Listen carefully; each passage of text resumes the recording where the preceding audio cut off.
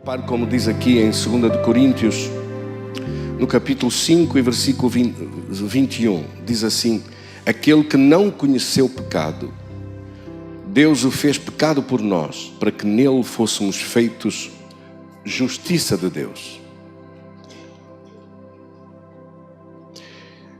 E a Escritura é muito clara. A Escritura diz que fomos reconciliados com Deus através de Jesus Cristo.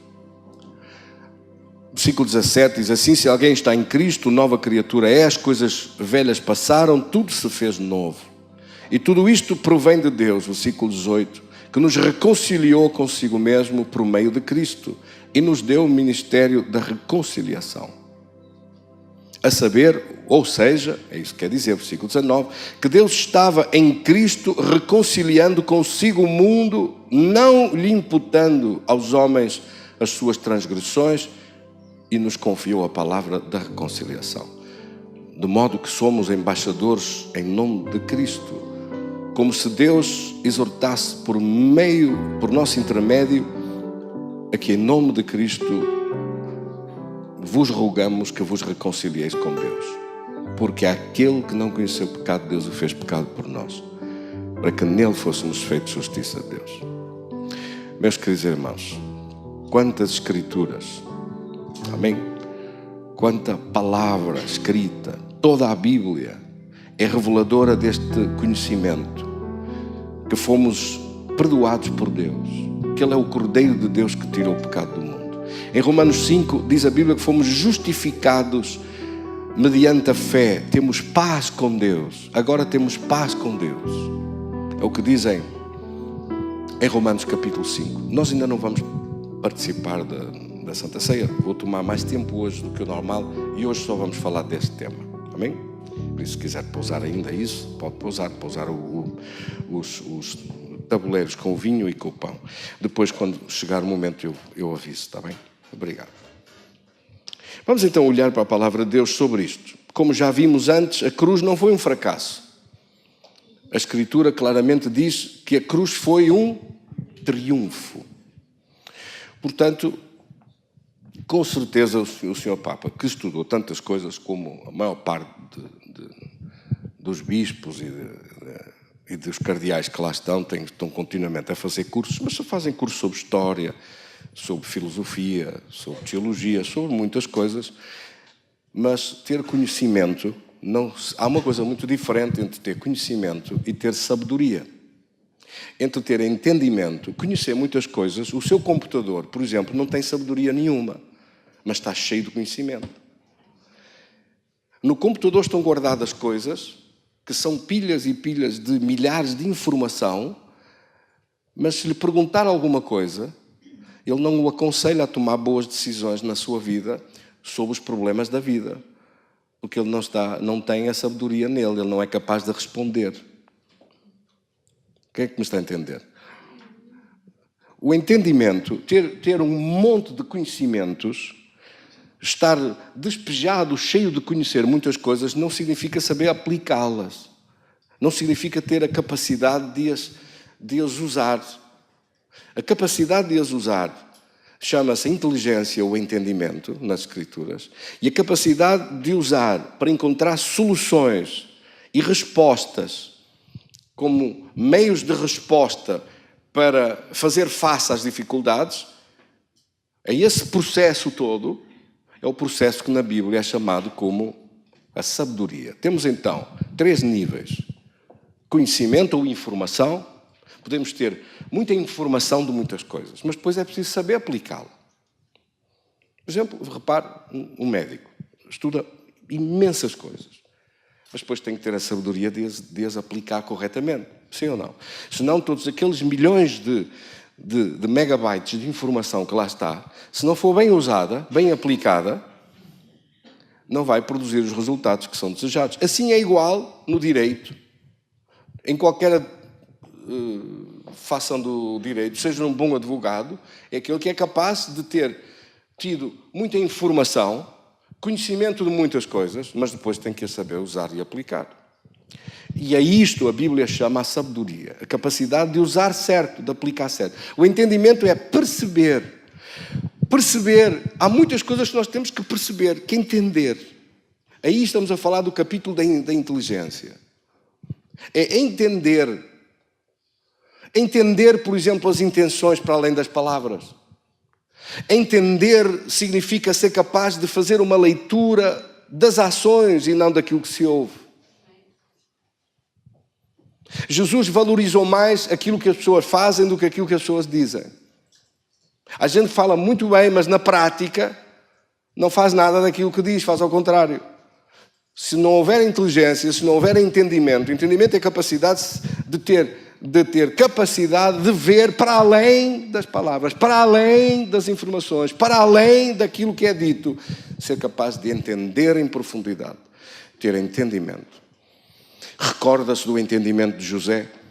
Quando o faraó contou os sonhos das 7 vacas gordas e das 7 vacas magras, José respondeu ao faraó e disse: é Deus que dá o entendimento. Deus faz-nos entender o valor que está aqui. E depois, quando foi preciso arranjar uma solução para os 7 anos de abundância e os 7 anos de fome, o que é que José fez? Arranjou um plano e apresentou ao faraó um plano. Disse: Senhor faraó, o que é preciso fazer é, nos 7 anos de grande abundância, juntar toda a abundância que existe e ir guardando todos os anos 1/5 dessa abundância. 20% eram acumulados todos os anos. De modo a que depois, nos tempos de fome, nos anos de fome que vão seguir-se, haja uma abundância que foi guardada, que possa ser usada nos tempos de escassez. A este plano é chamado na Bíblia a sabedoria. Por isso, uma coisa é ter informação. O faraó tinha informação. Aliás, foi ao faraó que Deus deu a informação. A informação foi-lhe dada dos 7 anos do sonho. A informação do sonho foi-lhe dada a ele. Ele é que sonhou com as vacas gordas e as vacas magras. Ele é que sonhou com as espigas boas e as espigas secas. Mas a informação, sem compreender, sem entender o significado e o valor que lá está, de que é que vale? Vale tanto como a informação toda que está no seu computador. Para o computador não serve para nada. A informação está lá toda. Mas é preciso entender o que serve e o que não serve. O que se aplica e o que não se aplica. Como se vai usar e como não vai ser usado. O que serve para certo momento e o que não serve para outro. E essas escolhas todas, essa capacidade do entendimento ou da inteligência, vem de Deus. A informação só. A informação só. Por exemplo, repare os danos que podem ser causados com informação fora de tempo.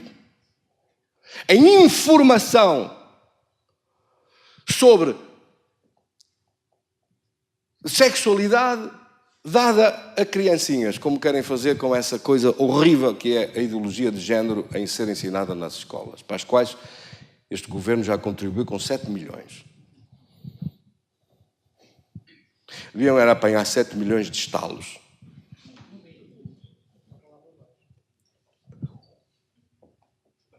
O que é que uma criança da escola primária precisa de saber sobre o que é um homossexual? Sobre como é que funciona a homossexualidade? Sobre preservativos? O que é que uma criança com 7, 8, 9, 10 anos precisa de saber disso? Explique-me que valor é que isso tem para uma criança. Tem valor? 0. Não tem maturidade, não tem capacidade para lidar com problemas para os quais está a ser despertado fora de tempo, cedo demais. Eu ainda me lembro, há uns anos, que aconteceu isto. Chegou uma mulher com 17 anos, com um filho no colo e outro a caminhar pela mão.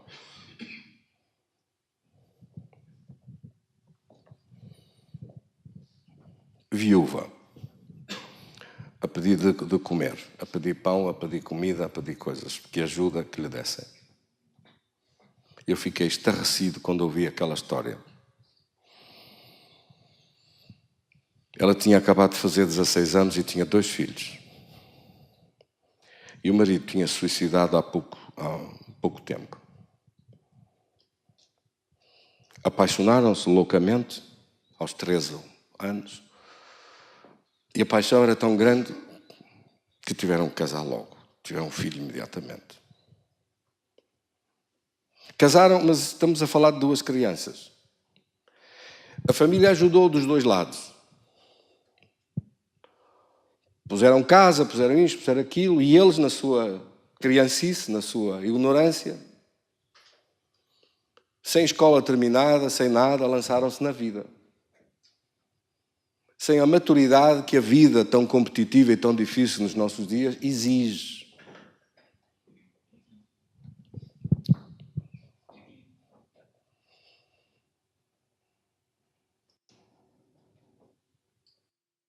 Como se não bastasse, meteram-se em dívidas grandes e ela com os 2 filhos trabalhava e ele. Ela ficou logo grávida do segundo filho, nasceu o primeiro, o segundo bebê. E trabalhava só ele. E ele tinha um sonho desde criança de um carro, o carro dos seus sonhos. Não descansou enquanto não comprou o carro dos seus sonhos. A pagar as mobílias, a pagar o frigorífico, a pagar tudo, ainda foi buscar um carro para ter o carro dos seus sonhos, eu entendo. Mas um dia aconteceu qualquer problema e perdeu o emprego dele. Agora, de repente, está ela com 2 filhos e ele sem emprego, sem rendimento, sem casa. As famílias podiam ajudar, mas até um ponto. Quando não pôde pagar as prestações do automóvel, o que é que decidiu fazer? Fechou as janelas do carro, pôs um tubo para dentro do automóvel que tinha visto nos filmes ou tinha ouvido falar e matou-se dentro do carro porque não podia ter ideia de perder o seu carro. Sabe o que é que isto se chama? Chama-se criancice a mais, imaturidade, irresponsabilidade. Alguém que não tem maturidade e não tem estrutura para aguentar problemas que a vida traz. E que em vez de os resolver enfrentando-os com maturidade, com conhecimento, com qualidade da sua vida, com preparação na sua vida, impreparado para a vida, decidiu matar-se como uma saída fácil para um problema destes. Isto é mau demais, mas isto aconteceu. Infelizmente isto não aconteceu uma vez, nem 2, nem 3 vezes. Isto é ter informações demais e é colocar-se debaixo de pressões demasiadamente fortes para alguém que não tem estrutura capaz de as enfrentar, que não cresceu ainda o suficiente. É pôr pressão a mais em cima de uma árvore pequena demais. É pôr frutos pesados demais e carregar uma macieira com tanto fruto que ela derruba e cai e parte. Isso, a natureza não faz isso. Ninguém faz isso. Deixa a árvore crescer e depois dela crescer então pode dar mais fruto, porque já tem estrutura suficiente para aguentar. Informação não significa que haja maturidade para lidar com a informação. E, portanto, estamos a falar aqui de ter informações, mas depois não saber usá-las e aplicá-las e não tê-las corretamente. Lamento estar a dizer isto neste caso, mas infelizmente é o caso também. Não há nem sabedoria, nem entendimento e inteligência para lidar com a informação correta da palavra de Deus. E por isso, o uso dessa palavra é interpretado à luz dos olhos humanos e não à luz das Escrituras. De facto, a cruz é um triunfo extraordinário e não um fracasso. Amém, irmãos? Não é só porque a Bíblia diz, é porque todas as Escrituras da Bíblia o afirmam e porque nós o vivemos.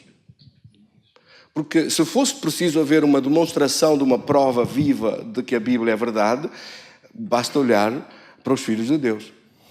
Os filhos de Deus vivemos esta vitória da cruz. A vitória da cruz significa a derrota do reino das trevas, a derrota completa dele. Significa a perda que o diabo tinha do domínio que tinha roubado a Adão e a Eva, desde o início. De facto, a Escritura diz em Gênesis que Deus criou o homem e deu-lhe o domínio. Deu domínio ao homem. O domínio sobre a nossa vida. O domínio não é só, está em Gênesis 1:26, não é só o domínio sobre os peixes do mar, as aves dos céus, os animais do campo, o domínio sobre toda a terra. É o domínio sobre a vida, o domínio sobre as circunstâncias, o domínio sobre os problemas, o domínio sobre a nossa saúde, o domínio.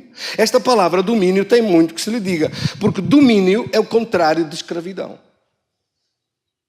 Ter domínio sobre a sua vida, domínio sobre as suas coisas, não deixar que o diabo venha para roubar, matar e destruir, mas ter domínio.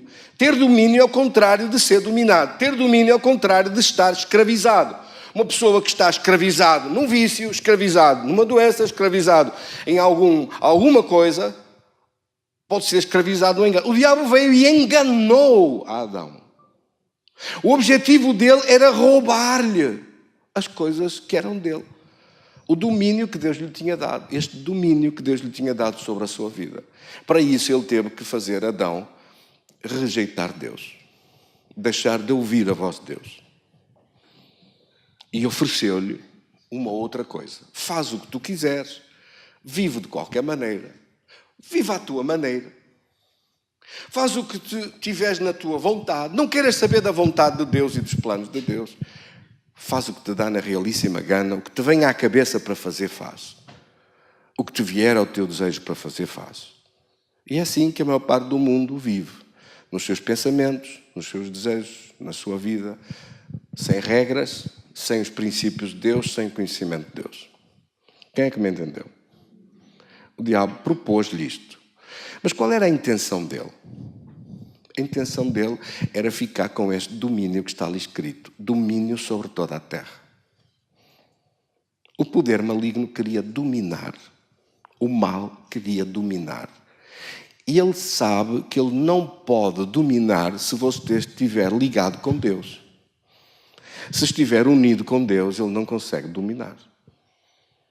Se você ouvir Deus, ele não consegue dominar. Se você estiver a obedecer à palavra de Deus, ele vai ter muitos problemas em dominar a sua vida. Não vai conseguir.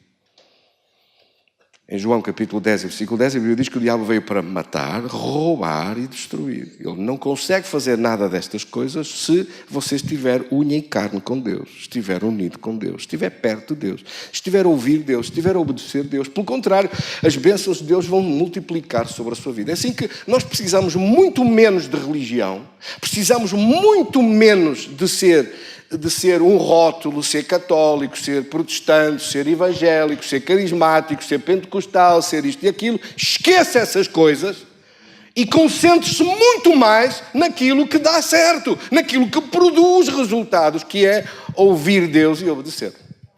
Se ouvires a voz do Senhor teu Deus para fazer o que Ele te disser, se ouvir a direção de Deus na sua vida, estes resultados vão acontecer, estas bênçãos vão acontecer na nossa vida. Assim nós precisamos muito menos de religião, seja ela qual for, e precisamos muito mais de sensibilidade de ouvir Deus, de proximidade com Deus. Porque a Bíblia está escrita para isso, para nos aproximar no nosso conhecimento, para nos dar informações corretas, para nos ajudar a tomar as decisões corretas. Não é por acaso que diz no Salmo 91, aquele que habita no esconderijo do Altíssimo, à sombra do Omnipotente descansar. Está perto de Deus, ouvir Deus. Deuteronômio capítulo 28, versículo 1 e 2 diz, se ouvires atentamente a voz do Senhor teu Deus, ouvir a voz de Deus. Ouvir Deus na sua palavra e ouvir Deus. Ser capaz de dobrar os seus joelhos, de pedir conselho de Deus, de pedir que Deus lhe dirija, de pedir todos os dias para tomar as decisões certas. para não ir pelas decisões de outros, para não cair nas ideias de outros, para não seguir caminho de outros, mas seguir a direção de Deus na sua vida, seguir conselho de Deus na sua vida, seguir conselhos certos, palavras certas, bênção de Deus na nossa vida. Amém, irmãos? Então, diz no versículo 2, todas estas bênçãos virão sobre ti e te alcançarão se tem esta condição, se ouvires a voz do Senhor teu Deus. Quer dizer que é preciso querer ouvir Deus, pedir que Deus nos dirija todos os dias. Quando você dobra os teus joelhos logo de manhã cedo e pede, primeira coisa, meu Deus, dirige-me neste dia, dirige-me as minhas decisões, dirige a minha vida, livra-me de tomar decisões erradas. Porquê? Porque o diabo usa meios, usa pessoas, usa situações, o mal, e assim, o diabo. Aquela gente diz que o diabo que não existe, mas o mal existe, ok? Então troco o diabo por o mal e tem a mesma coisa. O resultado final é o mesmo. O mal existe. O mal vem por meios, vem por situações, vem por dificuldades, vem por circunstâncias, vem por pessoas, vem por maus conselhos, vem por más decisões, vem por muitas coisas. Usa todos os canais que pode para chegar a nós. E só há um poder que o afasta e que o derruba à nossa frente. É o poder de Deus na sua vida. É ouvir a voz certa, é tomar as decisões certas e é seguir os conselhos certos. O único poder que afasta o poder maligno é o poder de Deus. O único poder que afasta o mal é o poder de Deus. Portanto, nós às vezes não podemos queixar-nos de certas consequências que aparecem na nossa vida por ouvir coisas que não eram certas, por dar ouvidos a conselhos que não estavam bem. E é neste contexto que se insere aquilo que nós tratamos e falamos hoje. Porquê é que Jesus veio então? Jesus veio para que estas bênçãos tivessem acesso a nós. Por isso é que você encontra nas Escrituras estas coisas extraordinárias. Jesus, falávamos ainda outro dia, entrou na sinagoga, estava uma mulher curvada, com uma doença.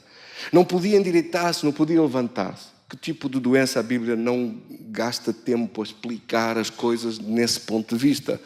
Mas diz que a mulher estava assim, oprimida. E Jesus disse que convinha libertar a esta filha de Abraão que Satanás tinha presa há 18 anos nesta doença. Então chamou à doença uma prisão, chamou à doença esse sofrimento, essa opressão terrível. E Jesus veio, tocou-a e ela levantou-se, endireitou-se. A doença saiu imediatamente. Aquele espírito de enfermidade que ali estava, há 18 anos, como está escrito, ele sabia que ela estava assim há 18 anos. Não há diálogo, não há conversa. Por revelação, Jesus, no seu ministério como profeta, está ali a dizer: há 18 anos que esta mulher está aqui nesta condição, vou libertá-la. Dirigiu-se para ela e tirou-a dessa escravidão. Oh, meu Deus, que nos ajude o Senhor a ver outra vez tudo isto, todos os dias, todos os cultos, em todas as manifestações do poder de Deus. Jesus veio para libertar aquilo que o diabo sempre gostava de nos dobrar, de nos oprimir, de nos escravizar, de destruir a nossa vida. Tudo o que nos puxa para baixo, tudo o que nos diminui, tudo o que se quer aproveitar e roubar as nossas forças para nos diminuir diante de nós e diante de todos, todo esse poder maligno, Jesus chegou e puxou a mulher para cima imediatamente, endireitou. Endireitar a vida, endireitar as situações da vida, endireitar a nossa vida para a frente, endireitar as situações todas, sejam elas quais forem, que é preciso pôr direito. Jesus veio endireitar tudo o que o diabo tinha escravizado, dominado, oprimido e deixado debaixo das patas dele. Veio restituir-nos o domínio a nós próprios. Veio restaurar o domínio à nossa vida. Veio restituir-nos a liberdade. Restituir-nos aquilo que nós tínhamos perdido. Amém, irmãos?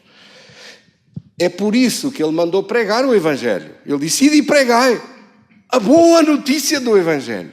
Que agora eu trago um novo poder que estava perdido e eu dou-vos este poder para a vossa vida. Para poderes vencer e não ser dominados, para teres domínio, para reinar em vossa vida, através do meu nome. Eu dou-vos o meu nome para ser usado. Marcos capítulo 16, versículo 17 diz: em meu nome expulsarão demónios. Lançamos no versículo 15, diz: ide por todo o mundo e pregai o Evangelho. O Evangelho é boa notícia, boa nova a todo o mundo. Todo aquele que crer e for batizado será salvo. Quem não crer nesta boa nova será condenado. E estes sinais seguirão aos que crerem. Quantos aqui creem? Estes sinais seguirão aos que crerem. Em meu nome, ora leia comigo, em meu nome expulsarão demónios, falarão novas línguas. Em meu nome, versículo 18, terão poder sobre o poder maligno das serpentes. É isso que quer dizer. Sobre serpentes aqui é apresentado figurativamente. Se não mandamos a pegar em serpentes, era o que faltava. O que diz é que temos poder sobre o inimigo, sobre o diabo. Amém? Porque ele é apresentado como uma serpente. Poder sobre as serpentes. Pegar, dominar, ter poder, ter domínio. E não ser oprimido pela jiboia e engolido vivo. Amém? Se lhe der alguma coisa mortífera, não lhes fará dano algum. Porão as mãos sobre os enfermos e serão curados. Eles foram por toda a parte e pregaram, e Deus confirmou com sinais, diz no versículo 20, Deus confirmou com sinais as suas palavras. Meus queridos irmãos, estamos a falar do poder de Deus. Estamos a falar da vitória de Deus. Estamos a falar sobre a vitória que Jesus trouxe. E estas são as últimas palavras dele do Evangelho de Marcos.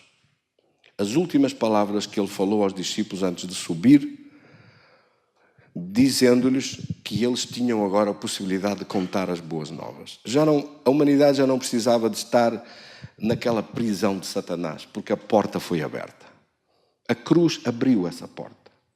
A cruz é como a chave que abre a porta do abismo, que abre a porta da doença, que abre a porta do pecado e da condenação. Como está escrito, e vocês já viram hoje, não há nenhuma condenação para aqueles que estão em Cristo Jesus. Romanos capítulo 8, versículo 1. Não há mais condenação. Porquê? Porque Jesus veio como Cordeiro de Deus e levou a nossa condenação à cruz. Pegou, somou os pecados do mundo inteiro, foram colocados sobre si mesmo e levados à cruz, para que nós ficássemos livres do direito que o diabo tinha de nos escravizar, que era o direito pelo pecado ou pela desobediência contra Deus. Mas nós decidimos em nosso coração obedecer a Deus. Sim ou não? Decidimos viver no caminho que é Cristo. E por causa disso temos paz com Deus. Em Romanos 5, capítulo 5, versículo 1, diz que agora temos paz com Deus.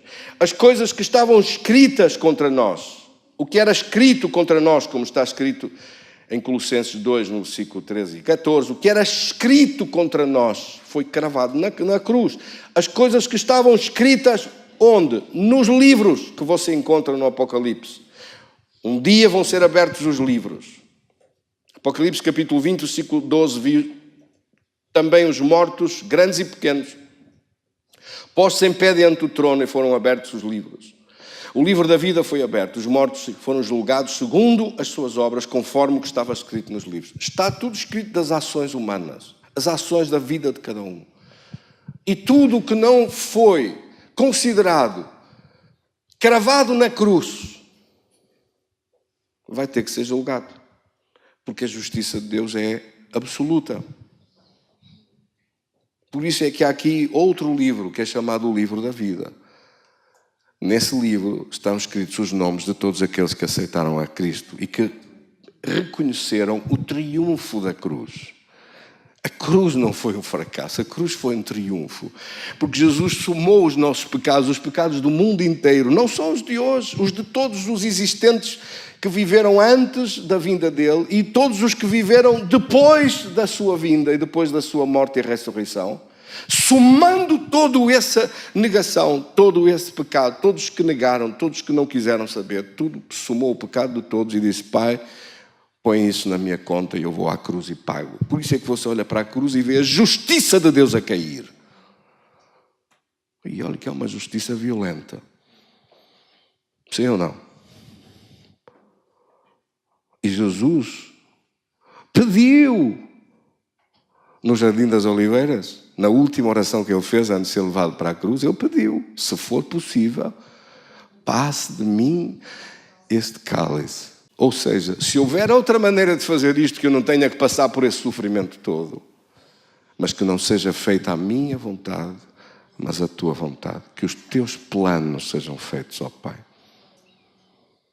E Jesus foi à cruz e carregou a nossa desobediência, as nossas injustiças, as nossas rebeliões e os nossos erros. Por isso, meus queridos irmãos, na cruz você olha para a cruz e vê a salvação e a vida eterna. Vê que os nossos pecados foram lavados no seu sangue, para que o nosso nome fosse escrito limpo diante da justiça de Deus, porque alguém pagou. Não é que nós não tivéssemos coisas por pagar, não é que não tivéssemos cometido erros, mas alguém pagou essa dívida, de modo que não consta dívida nenhuma na sua conta com Deus. Amém? Então, e todos aqueles que não aceitam aquilo que Jesus fez? Os que acreditam em outras coisas, que a pessoa morre e vem cá muitas vezes e vai-se lavando a si próprio e não precisa da cruz. Acredita nas teorias da reencarnação, acredita em coisas que rejeitam completamente a cruz. O insulto contra Deus que está a ser feito em alguns países da Europa, que retiram as cruzes das escolas, que retiram a cruz de alguns sítios, para não ofender outras culturas. Mas esta gente sabe o que está a fazer. Estão a fazer pior do que Pedro, quando negou a Cristo, dizendo que não conhecia de lado nenhum. Estão a negar a sua própria fé, a negar a sua cultura, a negar o seu conhecimento, a negar aquilo que de mais sagrado e mais básico há na palavra de Deus. Jesus veio à cruz, sim, e a cruz foi um triunfo, sim, glória a Deus. Por causa da morte na cruz, nós fomos salvos. E Ele podia ter nos abandonado, podia ter virado costas e dizer: eu não estou aqui para isto, não estou aqui para ser esbofeteado e cuspido por esta gente que não me merece. Eu vou-me embora e vou deixá-los entregues a Satanás. E o diabo teria dominado a nossa vida por completo. Mas Ele disse: Pai, eu faço a tua vontade e não a minha. Vou à cruz. E depois tem o outro lado. É que o inferno foi julgado, as trevas foram julgadas, os tribunais do mundo foram julgados, os aldrabões que dominam o mundo foram julgados nesse dia, representados na figura de Pôncio Pilatos, governador romano. O juiz corrupto, que assinou a sentença da morte de Jesus quando ele era inocente, e ele próprio disse: este homem é inocente. Mas eu, para não ter que vos aturar a opinião pública da época, para não ter que vos aturar, vou fazer-vos a vontade, porque ele já estava condenado publicamente, já estava julgado publicamente, e vou condená-lo. Este corrupto, que sabia, em consciência, que aquele homem era inocente, para que é que o condenou? Não é só ele. Junto toda a condenação do mundo, todos os milhões de casos como estes que aconteceram, por ordem de Satanás, porque Satanás por trás está a pôr astas para a fogueira e a incutir no meio do povo, usando os meios que são próprios, sejam da época dessa ou desta. E nesta época há muitos. Foi tudo julgado. O inferno foi julgado, porque aquele julgamento foi o julgamento mais injusto da história. Jesus não tinha feito mal nenhum. O mal dele era abrir os olhos dos cegos, levantar os coxos e os paralíticos, curar os leprosos, pregar às multidões, alimentá-los e multiplicar pães e peixes. Esses eram os pecados dele. E por esses pecados, pela inveja dos fariseus e da religião e da ordem de Roma, foi crucificado no julgamento mais vergonhoso da história. Não há julgamento mais vergonhoso do que o julgamento de Cristo, onde os fariseus andaram a comprar as testemunhas, dando dinheiro às pessoas para irem lá para a multidão para gritar: crucificam, crucificam. E a Barrabás, o que é que eu faço? Solta-o! Quem estava por trás a alimentar tudo isto era o inferno. Todo o poder satânico e maligno foi julgado diante dos céus nesse dia. E Jesus ressuscitou ao terceiro dia. E esmagou a cabeça da serpente. Glória a Deus. e apresentou todo o poder das trevas em desfile diante do trono dos céus, derrotados. Que era aquilo que os imperadores romanos e os imperadores de outras épocas faziam aos seus derrotados. Apresentavam-nos todos em desfile diante das grandes paradas militares do mundo. Chegavam os generais cobertos de glória e apresentavam os derrotados. Os reis derrotados, os príncipes derrotados, os soldados derrotados, tudo acorrentado, passavam diante. Por isso é que aquelas grandes avenidas de Roma, porque é que acha que havia grandes avenidas em frente aos palácios? Para quando as grandes vitórias eram ganhas, passavam eles todos por baixo. Ou do Arco do Triunfo. Há arcos do triunfo espalhados pela história, em todo o lado. Ou diante das grandes praças eram apresentados os derrotados. Os derrotados das nações conquistadas. Os derrotados diante do universo foi apresentado todo o poder do inferno. Derrotado no triunfo da cruz. A cruz foi um fracasso? Ah, meu Deus! Ai, que disparate! Tem misericórdia, meu Deus. Perdoa, Senhor. A cruz foi um fracasso. Oh, meu Deus, até me falta o ar. A cruz foi um fracasso. A cruz foi a nossa maior vitória da humanidade. A cruz foi a maior vitória da humanidade. Como é possível?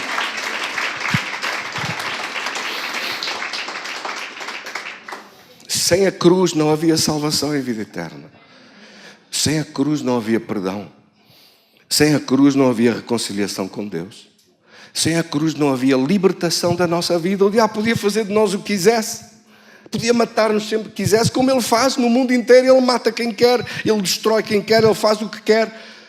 A quem não conhece Cristo e a quem não tem Deus, a quem vive com religião e não com Cristo, ele faz o que quer, lhe apetece e sobra-lhe tempo todos os dias. Ele faz cair pontes, ele faz cair estradas, ele faz cair pedreiras, ele faz cair tudo e mais algumas. Ele faz incêndios de um lado, destruição do outro, inundação de outro, guerra de outro. Milhões de pessoas morrem todos os dias. Onde quiser, ele mata. Quem não tiver Cristo não tem a cobertura da proteção de Deus.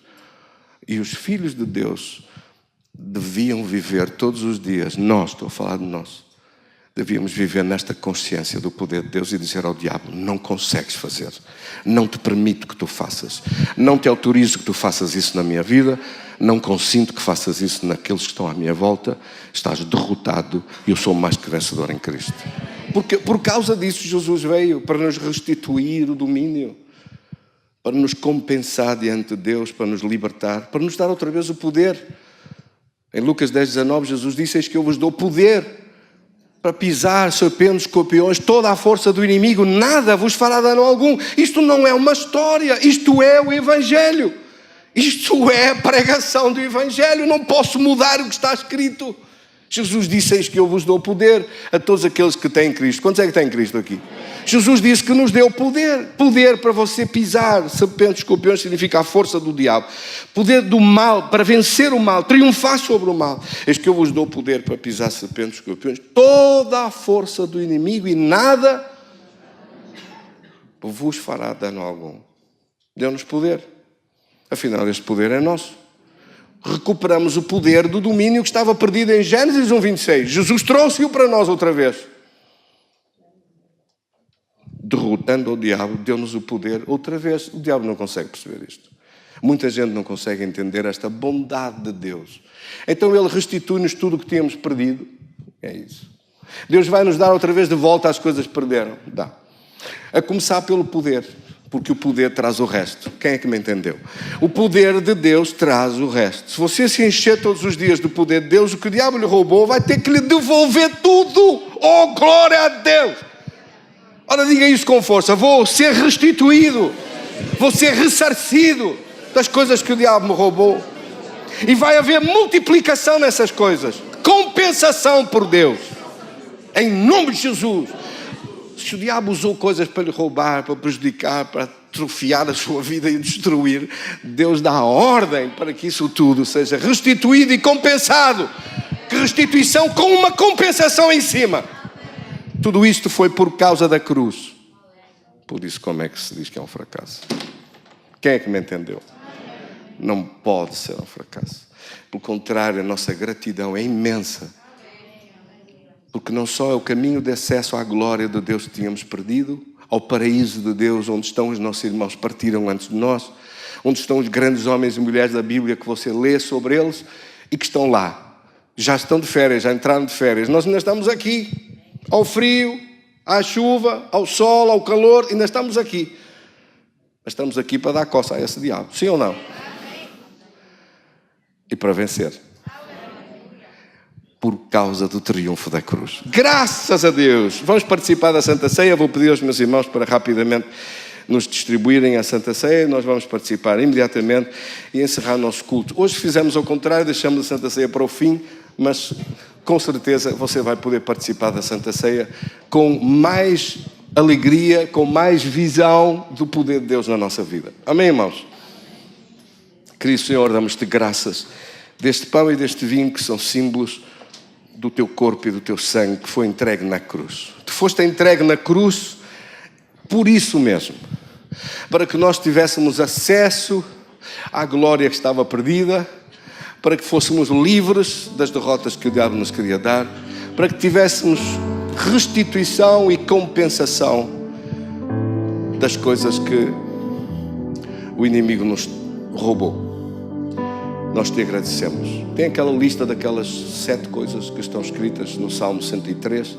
Por ser profeta, o rei David profetizou no Salmo 103 estas 7 bênçãos que estão na cruz. Como profeta ele disse, pode pôr as 7. No Salmo 103 ele disse: não te esqueças de nenhum dos seus benefícios. Enquanto o Joé fica a tocar um pouquinho e nós acabamos a distribuição, eu vou ler. Bem?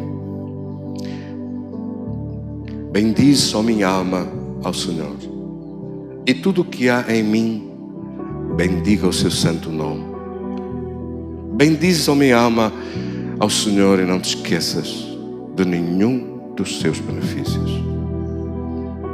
É Ele quem perdoa todas as tuas iniquidades, quem sara todas as tuas enfermidades, quem da cova te redime a tua vida e te coroa de graça e misericórdia, quem farta de bens a tua velhice, de modo que a tua mocidade se renova como a da águia. É o Senhor que faz justiça e julga a todos os oprimidos. Amém? Olha o ponto 1, diz: é Ele que perdoa todos os nossos pecados. Não te esqueças dos seus benefícios. Na cruz Jesus perdoou os nossos pecados e temos salvação. É Ele quem, versículo 2, versículo 3, quem sara todas as tuas enfermidades. Na cruz Jesus sarou as nossas enfermidades.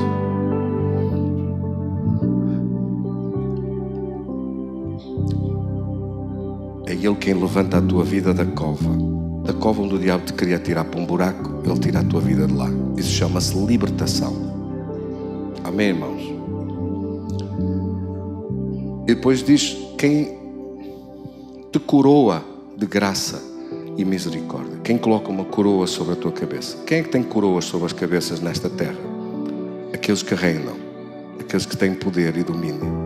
Deus dá-lhe poder de volta e domínio sobre a sua vida. Amém? No número 5 diz: é aquele que farta de bens a tua vida até a tua velhice. É o versículo 5. Abundância. Diga comigo: tenho direito à abundância. Então, pela cruz você tem direito à salvação. Diga comigo: à cura, à salvação, à cura, à libertação, ao poder e domínio, à abundância, à renovação. Aqui significa as bênçãos de Deus, ser renovados todos os dias, fortalecidos todos os dias, como a águia. A águia, quando chega aos 40 anos, cai-lhe as penas, cai-lhe o bico, cai-lhe as unhas, cai tudo, é renovada e aparece uma águia nova que dura mais 40. Glória a Deus. Renovados como a águia. Quer dizer, quando estamos a perder as forças, a perder as coisas, Deus renova-nos, restaura-nos. E é o Senhor que faz justiça, significa a restituição e a compensação. E isto tudo, Jesus fez estas 7 coisas na cruz. São chamados os 7 benefícios da cruz. O que é que você está a agradecer hoje ao tomar o pão e o vinho? Está a agradecer tudo o que Jesus fez por si na cruz. E estas coisas são para ser uma realidade na nossa vida. Tenha a gentileza agora de ficar de pé e vamos agradecer. Querido Senhor, damos-te graças da Tua palavra. Damos-te graças hoje pelo Teu sacrifício tão grande, que tanto te custou, mas que vieste para fazê-lo por nós, para pagar a nossa conta da dívida com Deus, das nossas injustiças, e deste-nos a Tua justiça. Tomaste os nossos pecados e deste-nos a Tua santidade. Tomaste as nossas desobediências e pagaste por elas, dando-nos a Tua obediência. Fomos recebidos como filhos. O véu foi rasgado para termos acesso ao céu através do Teu nome. Em todas estas coisas fizeste isto na cruz. Por isso te agradecemos hoje que a cruz não é o fracasso de Deus, mas a cruz é a vitória de Deus na reconquista de toda a humanidade, de todos aqueles que são dele, todos aqueles que querem viver com Deus. E por isso nós temos todas as razões para celebrar não a tristeza da morte, mas a vitória sobre a morte e a ressurreição ao terceiro dia, como está escrito, que na noite em que o Senhor foi traído, tomando o pão, o partiu e o deu a seus discípulos, dizendo: tomai e comei todos. Isto é o meu corpo que é entregue por vós. Fazei isto em memória de mim. Tomai e comei.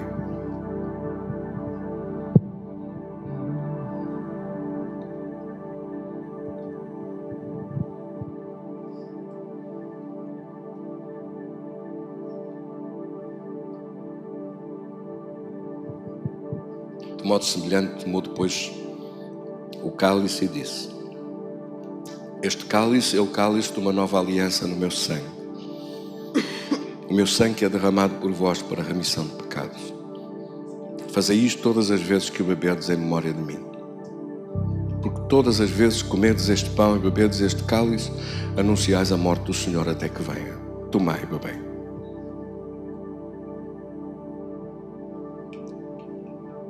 Querido Senhor, nós te damos graças de todo o coração. Tudo o que Tu fazes por nós, tudo o que operaste em favor da nossa vida, nós te agradecemos com toda a gratidão da nossa alma, porque de outro modo teríamos sido deixados, entregues. Mas Tu nos amaste de tal modo. João 3,16, e vamos terminar. João capítulo 3, versículo 16, diz: Deus de tal maneira amou o mundo, amém?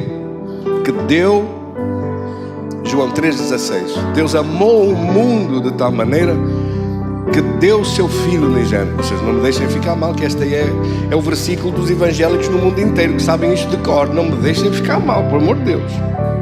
Diga então comigo: porque Deus amou o mundo de tal maneira que deu o seu Filho unigênito, para que todo aquele que nele crê não pereça, mas tenha a vida eterna. Damos um aplauso para Jesus. Graça! Glória a Deus!